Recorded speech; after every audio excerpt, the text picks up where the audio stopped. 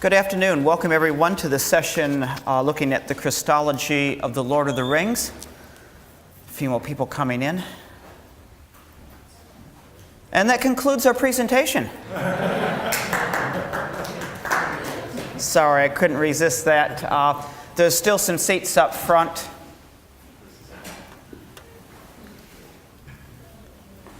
We're coming in a special treat today for those interested. I did bring a Lord of the Rings relic with me. For those that are interested in relics, these are 4 authentic fake leaves from the actual oak tree at Bag End. Because when they did the films, they were used in the first 3 and also in the Hobbit films, because they film it over different seasons and they change color and they had to keep coming back and getting it right. They insisted on making a fake tree with thousands of fake leaves. And these are 4 of those leaves that featured in the film.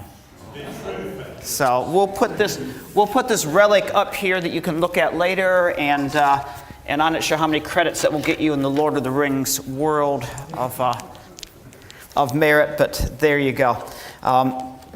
When Theologicum was first advertised, I volunteered to do something on the Matrix, because I wrote a book on the Matrix, for sale down below if you're interested. And they came back and said, no, that's too dated. The Matrix, too old, from early 2000. Instead, could you do something on the Lord of the Rings, written circa 1955, 56? I'm thinking, okay. So here we go. We're going to look at the Lord of the Rings, especially the Christology of the Lord of the Rings, and it's quite intriguing, perhaps more than what you might think. And I believe that this will magically click. Yes.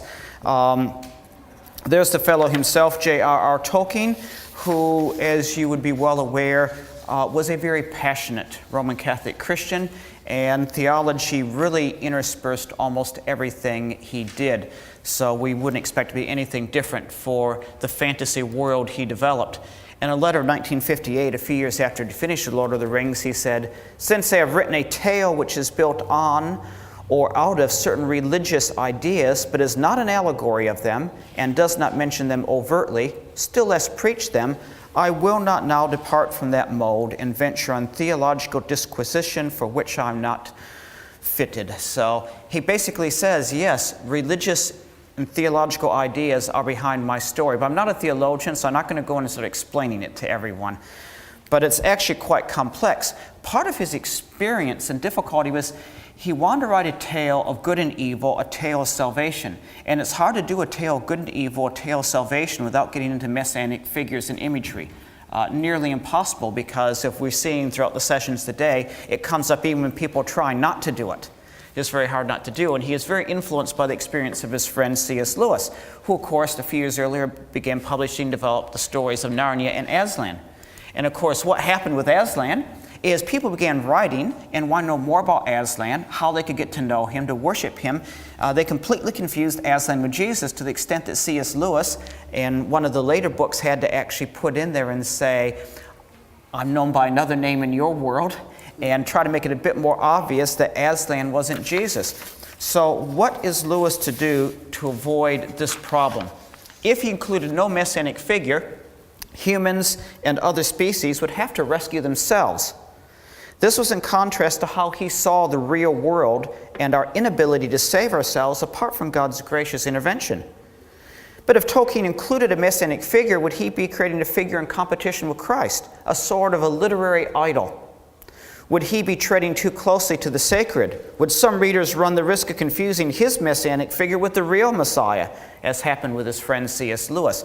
And he really fretted a great deal about that and what to do. So, interesting solution: spread the messianic role across 3 different main characters. Frodo Baggins, the suffering servant who sacrifices his life to save the world and gains victory through apparent weakness and defeat. Gandalf, the prophet and priest who draws in supernatural powers and calls people to turn to the light and do right. Aragorn, the prophesied coming king who will bring a long reign of unprecedented peace to the world of humans. So let's look a little bit at these 3 figures and see just what Tolkien did with them. And it's interesting because in breaking them down, well, we'll kind of come to the end why it's interesting, but there's some quite unique things that he did here, whether he meant to or not. So Lord of the Rings Trinity, adapted for Australia. Couldn't resist putting that in. First of all, we have Gandalf. Is he a Christ figure? The resemblance is unmistakable. We see Gandalf actually challenging evil. The only time that the counterpart of the Creator is mentioned in the Lord of the Rings books themselves is this demon of the ancient world, this Balrog. And there, with a bit of light from creation of the world, is Gandalf facing off to protect his friends, to protect the world from evil. And of course, he falls. Which brings to some obvious comparisons between Gandalf and Jesus. Both Jesus and Gandalf possess supernatural powers to heal and do good. Both Jesus and Gandalf die for others, or in Gandalf's cases, apparently die. And that was a big point for Tolkien, because if he actually dies, and then it's an actual resurrection, then he's got that problem of people wanting to worship Gandalf and seeing Gandalf as the Messiah. Jesus dies in Golgotha, and Gandalf apparently dies in the mines of Moria. Both descend, fighting evil and death, and there is this very clear imagery, descent to the grave, descent to death. Both experience a resurrection. Jesus with a resurrected body, Gandalf comes transformed into the White Wizard. And neither Gandalf or Jesus are initially recognized, even by their own immediate followers, after the transformation resurrection. So death and resurrection of Gandalf. That says there, fall off a cliff, come back more badass than ever. That's a poster I took a picture of. I thought you'd enjoy that. So when you see the kind of images, the light behind them, the sun, and how it's portrayed in films and drawings, it's hard to mistake. And when he encounters and speaks to his previous companions, we see him saying this: we meet again at the turn of the tide. The great storm is coming, but the tide has turned. He laid his hand on Gimli's head, and the dwarf looked up and laughed suddenly. Gandalf. Echoes here perhaps of Thomas? Okay. Gandalf, he said, but you are all in white. Yes, I am white now, said Gandalf. I have passed through fire and deep waters since we parted. I have forgotten much that I thought I knew, and learned again much that I had forgotten. I can see many things that are far off, but others that are close at hand I cannot see.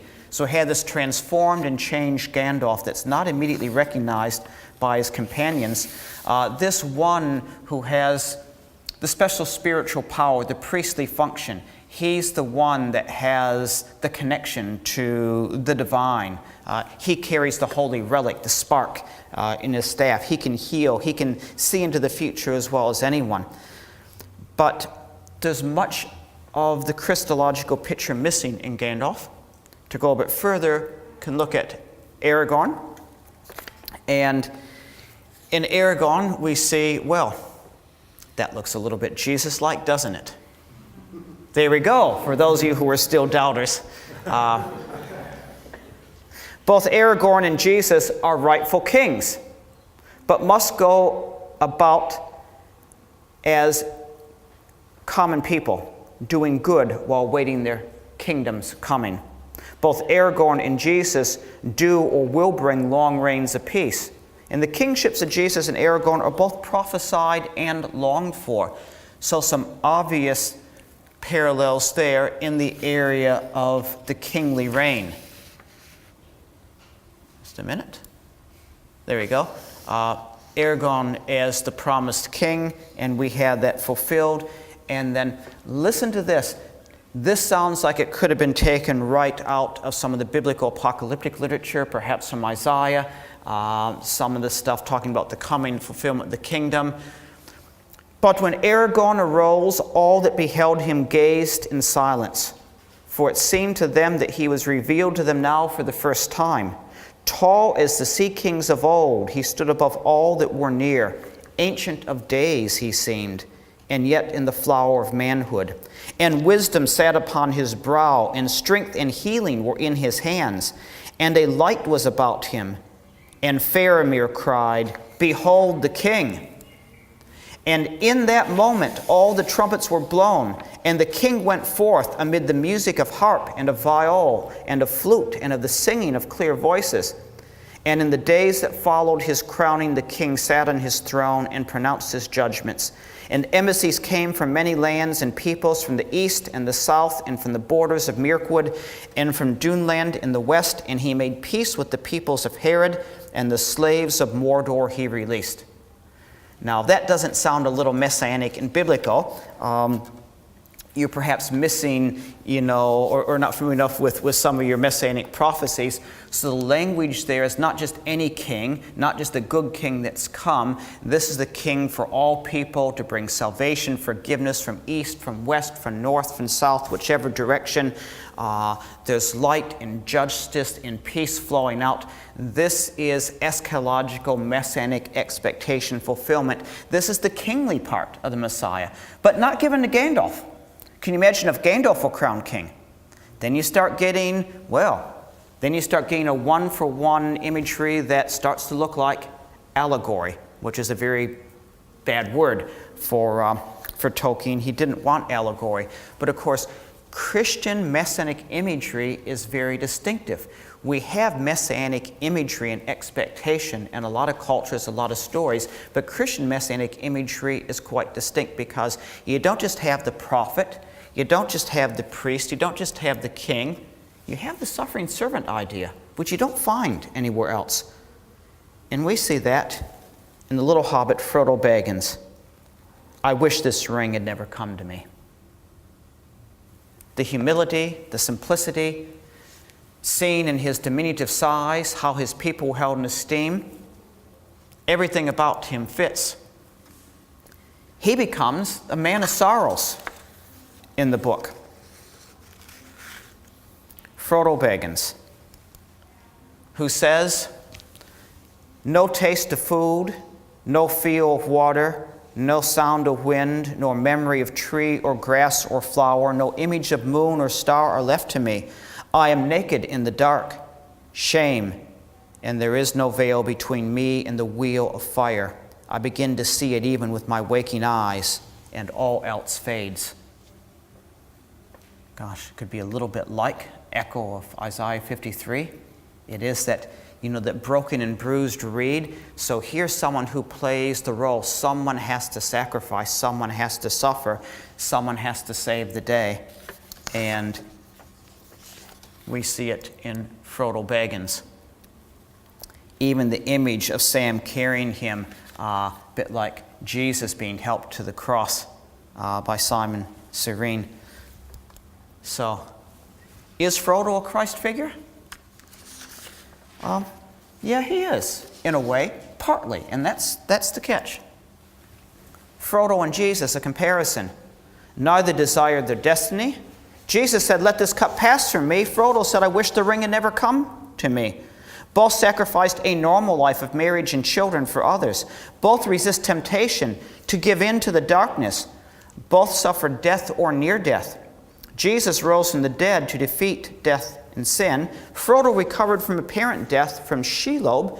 And remember again, a parent, he isn't actually allowed to die, to go on to defeat Sauron by taking the ring to Mount Doom. Now, most of this is fairly well known to everyone here, I would imagine, if you've read the books and watched the stories. And had you picked up the Christological imagery and how it's spread between three characters? So what's the significance of it? What Tolkien has given us is a deconstructed Christology. The image there is a deconstructed Pavlova. I have a couple sons who have worked in the restaurant industry in the past, and that's one of the big fads is deconstructing things. So we've had deconstructed pizza, deconstructed, pasta, deconstructed almost everything. That's one of the popular things, deconstructed Pavlova. And what do you do when you deconstruct? You break down to the essential elements. And you notice them all individually, and allows a bit more of a focus. And what Tolkien does, unintentionally, in trying to avoid giving us a one-for-one Christ figure in a story, but yet needing a messianic Christ figure to tell a story of good and evil, to tell a story of salvation, to tell a story in which the world is saved and overcome through goodness and sacrifice, you can't avoid it. So he spreads it out to three main characters, and in doing that, he breaks down essential components of Christian messianism in ways that we might not always look at individually, because we're used to looking at things collectively. We look at the priest who brings divine power and insight. The priestly function is important because you need a priest, you need a mediator, you need someone other than us. Because the point is, human beings just can't rescue themselves. That's why we see, if you're listening this morning to Paul's talk about the Superman imagery, much of that, in the end, as it develops, he needs to come from another planet. He needs to come from somewhere else. He can't just be the best of what we are. The true messianic figure has to come in from beyond, from outside. Otherwise, what happens? It's just self-salvation. It's us rescuing ourselves from our best hero. And that gets that priestly function. Of course, the priest that comes in, that has this connection to a beyond, to another power, to the supernatural, to the divine, also has special insight, special ability. And those insights, that ability, involves seeing or glimpsing something of the future, having special wisdom. We see in that the prophetic aspect. And we get that, of course, in the wizard Gandalf, who is also allowed a little bit extra touch of messianic imagery when he sacrifices himself to collapse the bridge and fight the Balrog and ends up falling, and everyone thinks he dies. But through the experience of fighting and descending to a death-like situation, comes back transformed in white. Images of resurrection and Mount of Transfiguration are all over this kind of story.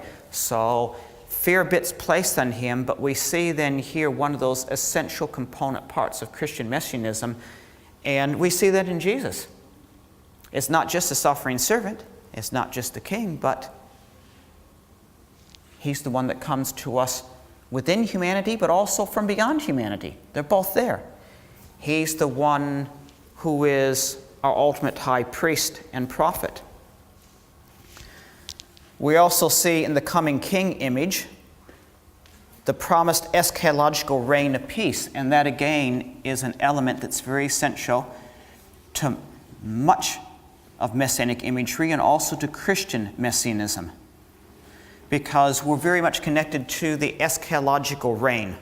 What we want to see and what we expect is things being made better, things being different, something happening, not just saying the baddies have been defeated, end of the movie. We don't want to stop with Sauron collapsing. We don't want to stop with the ring being destroyed. We want to see that things really are better, definitively and distinctively. And in our world, and so much of what we get in Isaiah and Revelation and much of the expectation and promise of Christ is the coming king who reigns.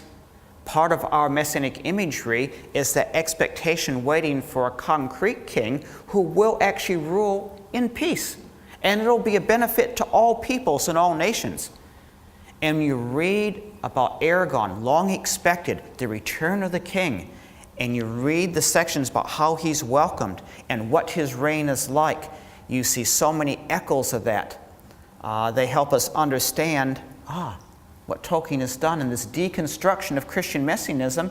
He's helped us look at one particular element and to see that in Jesus, by taking it out and separating it from the other, to look at it in this deconstructed imagery, we see it as a kingship by itself. But the most significant one is the suffering servant. Many pop cultural retellings of the Jesus story leave that one out. That's the one that makes the least sense. That's the one culturally, that's the one that's hardest for us to comprehend and get a grip around. If someone has divine power, if they're meant to be the coming king, why the humility? Why the suffering? Why the cross? But Tolkien understood this was essential.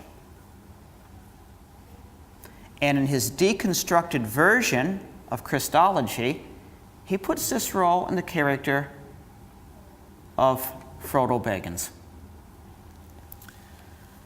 who, humble, unassuming, suffers much to bear the ring.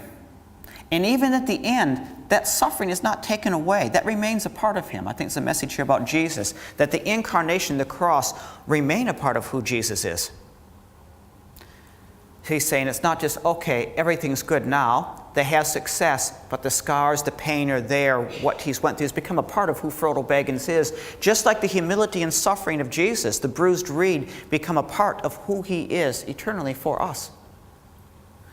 And this is a very, very unique element. And sometimes in a deconstruction like this, I think we can help people see and understand what we mean when we talk about Jesus as suffering servant.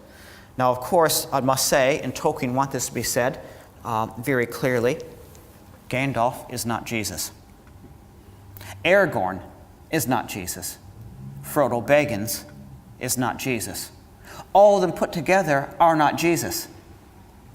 But in looking at this story and the roles they play, we see a sort of deconstructed literary version of the Christian messianic image that can help us understand better from a Christian writer who Jesus is by looking at component pieces, and perhaps help us enter into effective apologetic dialogue with those around us in our culture for whom, through the books and the stories and the films, this has become very embedded imagery in our modern Western popular consciousness and psyche.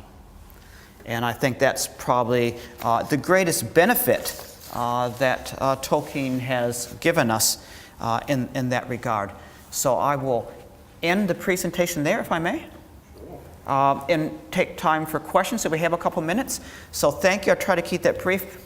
I would say, if you're interested in reading more about some of the symbolism in Middle-earth or Narnia, or some of these, or fantasy writing in general, his reflections on the problem of evil are profound.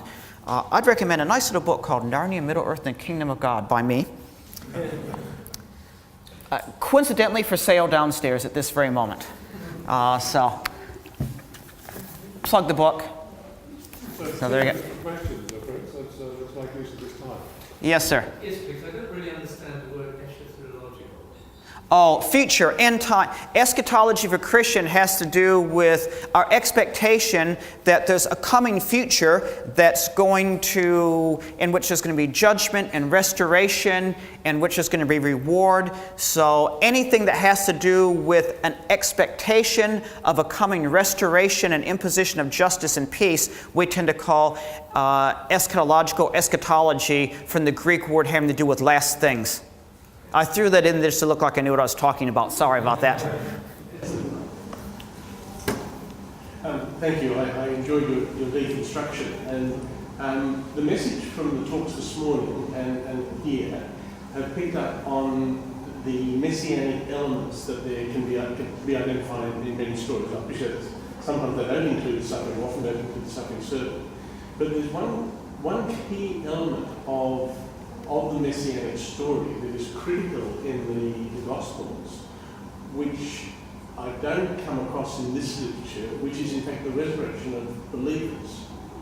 We have Gandalf coming back from the dead, but we don't, in the stories that we've discussed generally today, have all believers coming back. And the closest I can get to that idea is from the science fiction genre and the movie Cosmos. So Peter, that formed more the eschatological expectation. I think a lot of the stories focus on the figure, the Christ-like figure, and how they rescue and what happens after that. They often leave open-ended.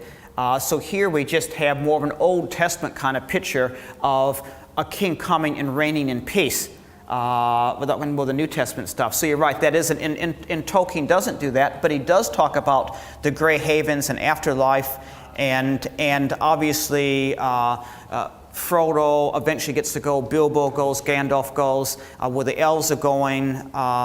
There is this sense of something beyond. Yeah, it's here and there. Yeah, I was going to ask. I was just thinking throughout what you were saying, when you said, like, you came after, when you said these three together are not Jesus, and none of them singularly are Jesus.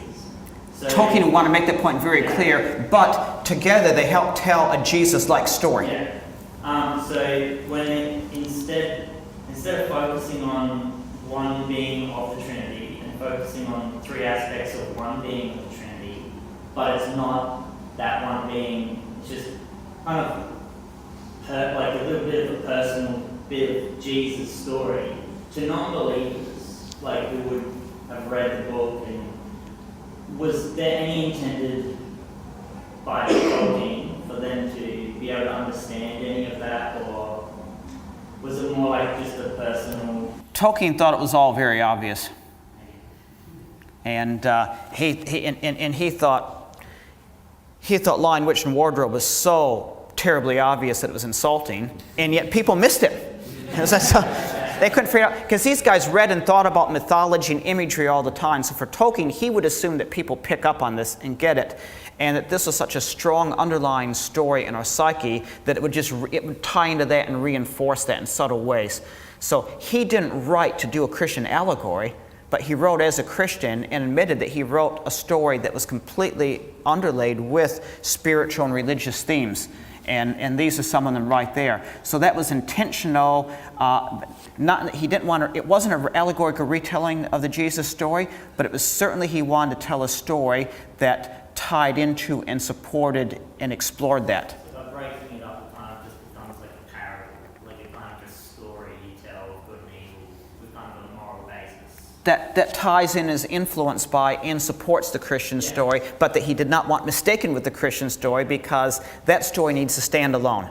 He didn't want people wearing T-shirts saying "I believe in Gandalf," or or vote for Aragorn, or Frodo died for me. No, he didn't want that. So here and then up front.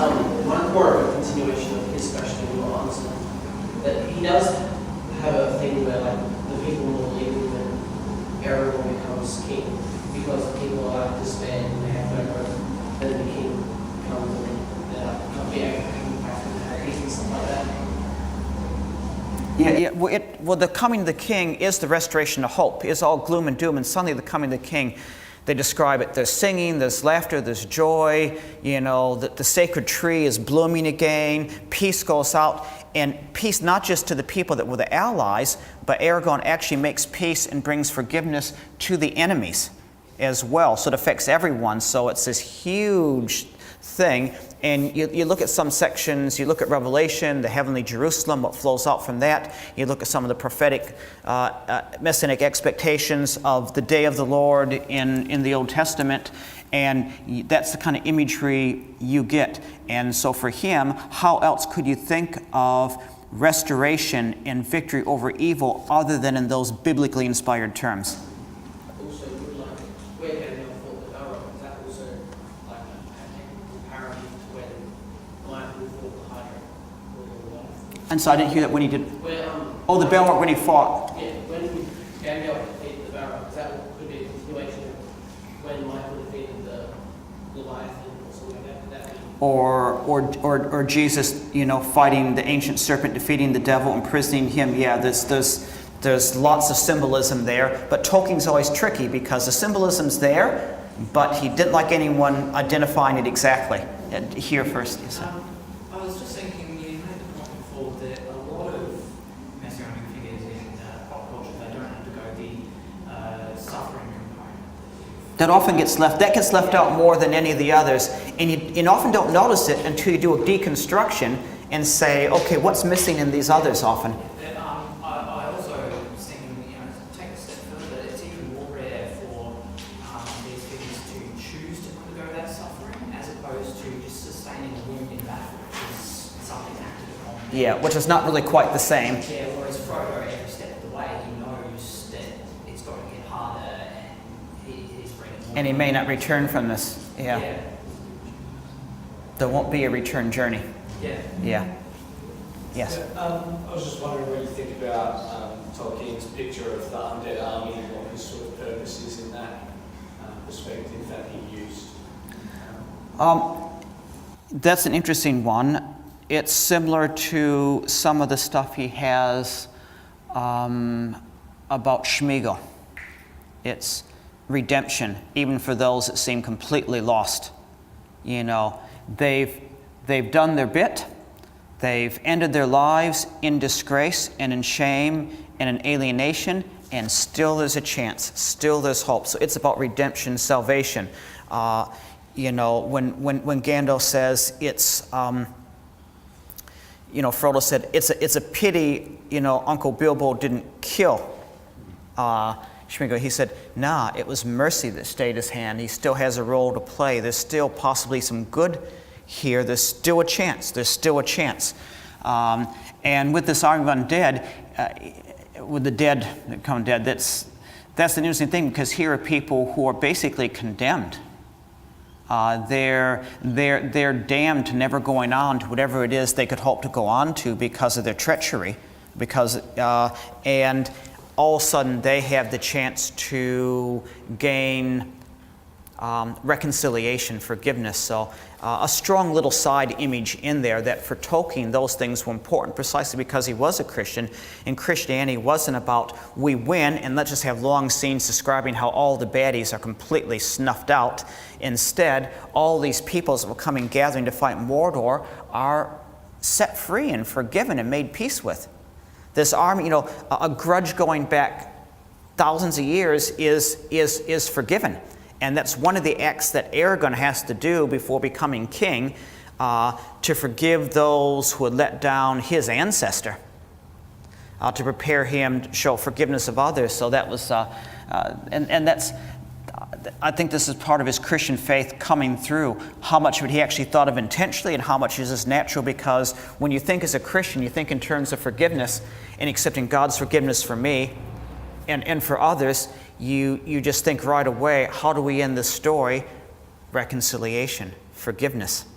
Rather than, you know, everyone, now the goodies have won, let's go on a rampage and destroy everyone else. Which thinks, well, wait a minute, now you just become them. Yes, Tim. Good seeing. That's the wrong club, by the way, just to put a name to the face. Oh, okay. Yeah, Harris. I was just wondering how much of this Messianic or Christian influence was intentional, and is there any contesting to that? Because also there's some other influences. I mean, it was written during the lead up and during World War II. There was the influence of the German component to it as well, which fed back into Wagner and the Rings. Yeah, he always denied all of this, but no one believed it. The Ring cycle? No. Oh, he knew it. Oh, he knew it very much. Related to that. Yeah, but it was in a sense because he felt the English people didn't have a mythology. They didn't have the Icelandic sagas. They didn't have a cycle of stories. They didn't have any of this. So he wanted to write a mythology that explained being and good and evil that was distinctive to the English people. So he was very influenced by that. He wanted something that filled that role. So that was a huge influence. Just like the war was force of good and evil. I mean, the whole world of Middle-earth was created in his mind when he was jotting notes in the trenches of World War I. And then, obviously, with this, you know, and he's thinking about this and working this during the Second World War. So that's there in the background, but he always tried to say, no, don't look for Adolf Hitler in here. Don't look for the Allies. But he saw, once again in his lifetime, twice, these great opposing forces fighting, you know, people named good, evil, the complexities. So certainly that was there in the background. But he always resisted people saying, let's look for that there because that oversimplifies things. He was very open about saying, my Christian faith comes through in my stories, but he got antsy when someone tried to say, and it's exactly this, and make a theological treatise out of it. Because I think he was afraid of someone trying to get in and say, okay, this is just an allegory, so we'll tell this story, because it basically is the Jesus story, because he wanted to protect the Jesus story. So I don't know if that helps answer the question. So there's a lot of influences there, but he was very touchy about openly identifying them, but the Christian and theological influences he did. He was very upfront about them, but then he would say, I don't want to enter into theological discussion about them because I'm not qualified to do that, but these stories are built upon them. Cool. Yeah, so So you're not imagining it if you see it. So he would have been very happy that we're seeing this, but if we asked him to say, no, can you tell us and sign off, is this exactly what this meant? He would have just said no. Because that's for us to think about and get in our imagination. One last question. Oh, you choose. Is there, did Tolkien intend that there's also an unseen character? Like all these guys, that, Frodo, Gandalf, they're all kind of working in there and they're kind of representing Christ each other.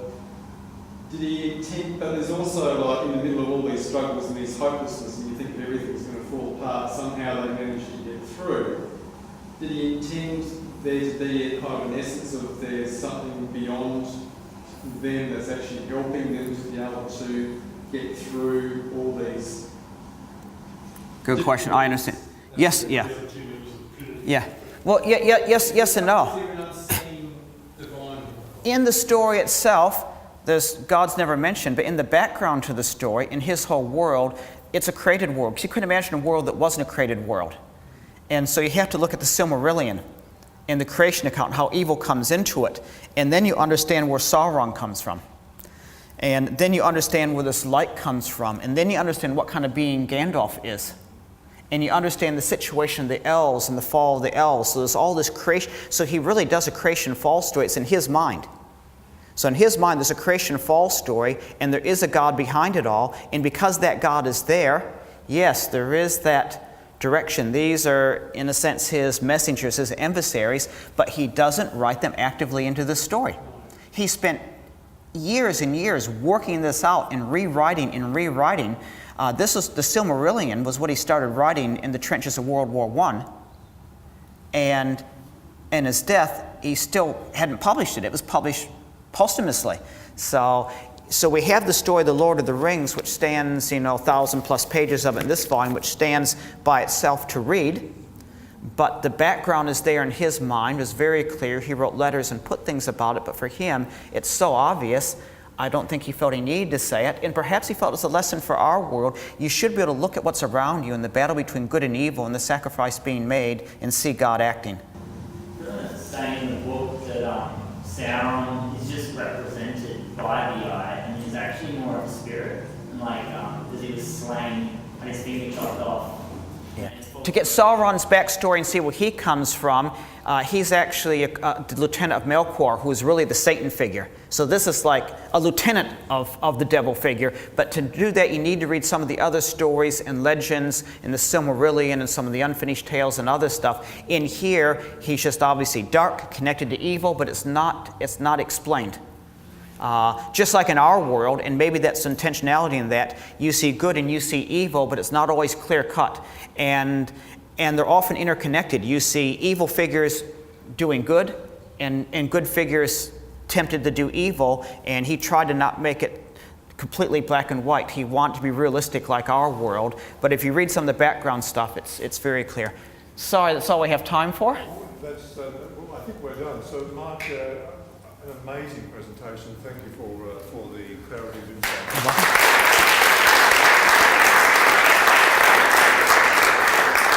And feel free to come and look at the Sacred Lord of the Rings relic.